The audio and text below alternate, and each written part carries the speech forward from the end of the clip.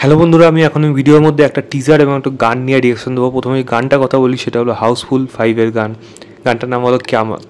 গানটা আজকে চলে এসেছে, নীরজ শ্রীধরকে আবারও সেই রূপে দেখা যাচ্ছে, মানে সেই গানের গলা সেই দেখা যাচ্ছে। এবং গানটা কেমন হলো এবং গানটা কিন্তু বিটস অ্যান্ড প্লেসে কিন্তু আমার শুনতে শুনতে বেশ ভালো লাগছিলো। লুপে অনেক সময় শুনছিলাম এবং বিশেষ করে একটা যে কেয়ামত কেয়ামত এই জায়গাটা আসছে, বিটসগুলো কিন্তু আপনি যদি ভালো সিস্টেমে শোনেন তাহলে কিন্তু আপনার ভালো লাগবে। হ্যাঁ, হাউসফুল ফ্র্যাঞ্চাইজি এরকম প্রচুর গান আছে যেগুলো প্রচণ্ড পপুলার হয়েছে।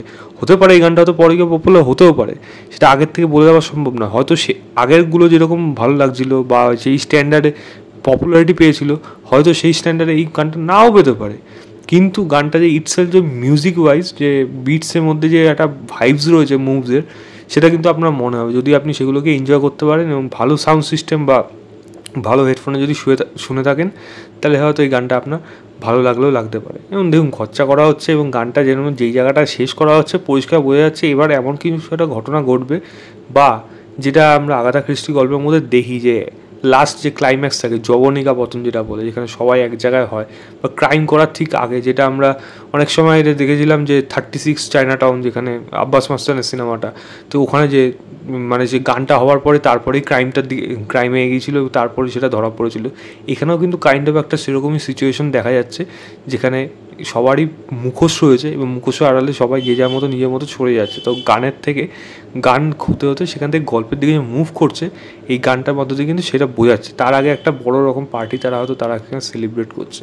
তো ওভারঅল দেখতে কিন্তু জিনিসটা ভালো লাগছে, মানে খরচা করা হচ্ছে ক্রুজের মধ্যে করছে, সেগুলো দেখতে কিন্তু প্রিমিয়ামনেস মারাত্মক লাগছে।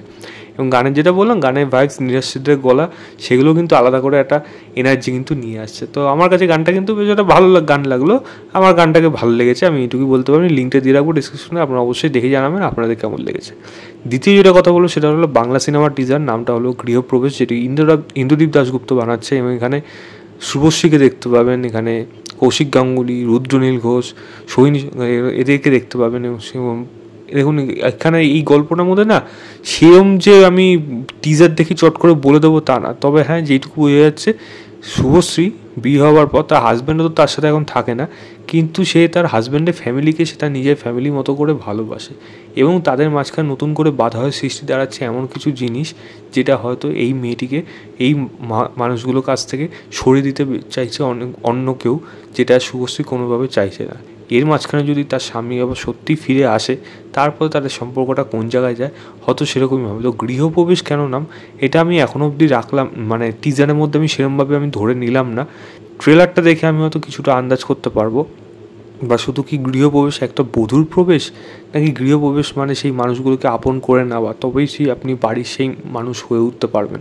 তো দেখা যাক, সেটা ট্রেলার আসলে কতটা সেটা বোঝা যাবে। দেখুন, ইন্দ্রদীপ দাশগুপ্তর এবং কেদার সিনেমাটা যেমন ভালো ছিল, সেটাকে আমি ভালো বলেছিলাম, তো বিসমিল্লা কিন্তু একেবারেই ভালো সিনেমা ছিল না। তো দেখা যাক এই সিনেমাটা কীরকম, যদি বিসমিল্লা স্ট্যান্ডার্ডে হয়ে যায় তাহলে তো সর্বনাশ হয়ে গেল। আর যদি ভালো সত্যি হতে পারে, আশা রাখছি। ডিরেক্টর খারাপ না, মিউজিক ডিরেক্টর হিসেবে আমি বেশ ভালো লাগে। দেখা যাক কাজটা কীরকম হয়। আমি টিজারের লিঙ্কটা দিয়ে দেবো ডিসক্রিপশনে, পরের মাসে দেখা আসছে কাজটা।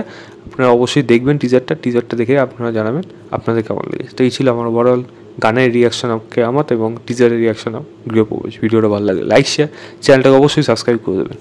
বাই।